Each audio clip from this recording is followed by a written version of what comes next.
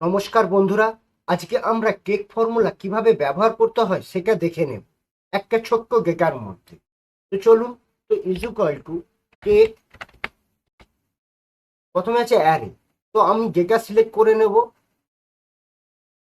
Coma, এরপর বলেছে rho. Rho মানে আমি কতগুলো রো দেখতে চাইছি, একটা দুটো তিনটে, আমি যতগুলো রো দেখতে চাইছি আমি সেই নাম্বার লিখে নেব, অথবা আমি কোনো একটা সেল সিলেক্ট করে নেব।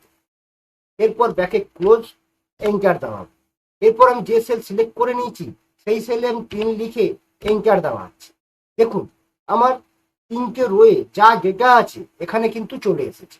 এরপর যদি আমি এখানে 3-এর জায়গায় 5 লিখে এন্টার দেওয়াই, দেখুন 5টা রোয়ে যা ডেটা আছে সব চলে এসেছে। এক্ষেত্রে আবার যদি আমি 8 লিখে এন্টার দেওয়াই, দেখুন আমার সব ডেটাই এখানে চলে এসেছে। আবার যদি আমি এখানে 2 লিখে এন্টার দেওয়াই, দেখুন আমার প্রথম দুটো রো ডেটা চলে এসেছে। আশা করি বন্ধুরা বুঝতে পেরেছেন। ভিডিওটা ভালো লাগলে লাইক শেয়ার কমেন্ট করুন, আর এ ধরনের ট্রিক্স পেতে চ্যানেলটি ফলো করুন।